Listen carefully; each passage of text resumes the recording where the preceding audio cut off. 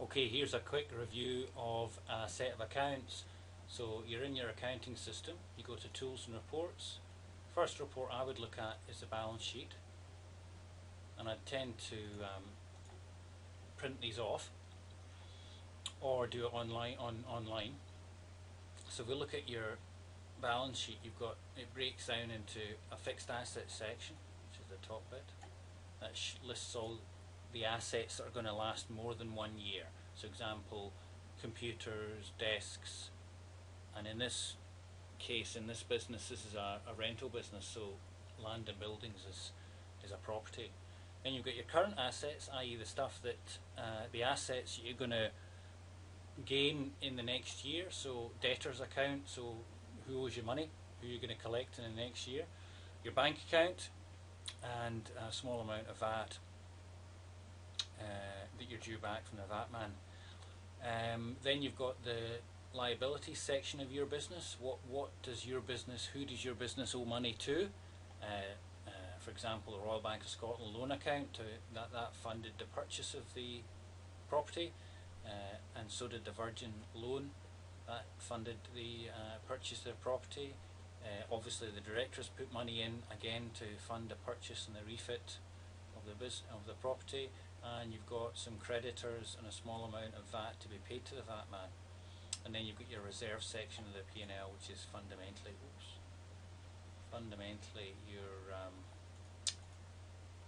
your income statement.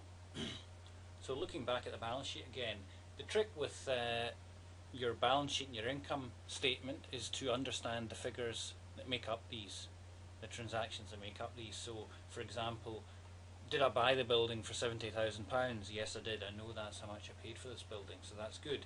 Have I got £5 grand in plant and machinery? Well, let's click in and have a look at the transaction base.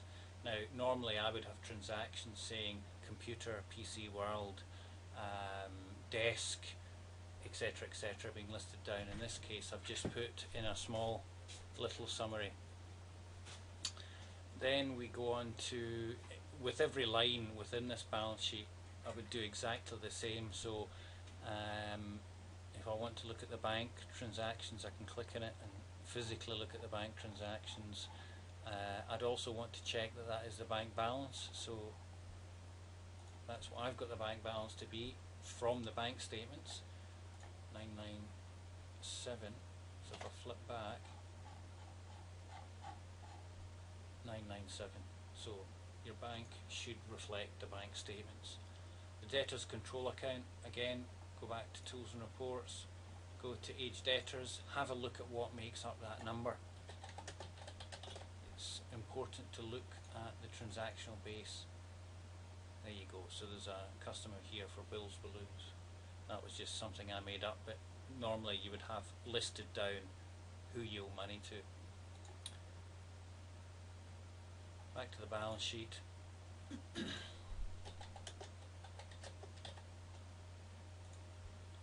So again, it's just drilling down into the detail, making sure that these assets and liabilities are valid.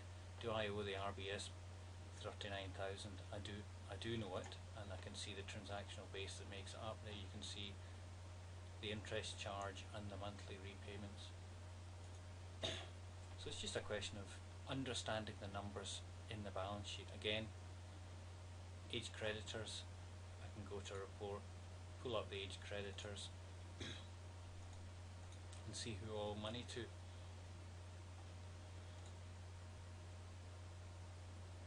So the balance sheet, and then the P&L, I would look at your income statement. So where has this business earned its money, say for this calendar year? Let's have a look.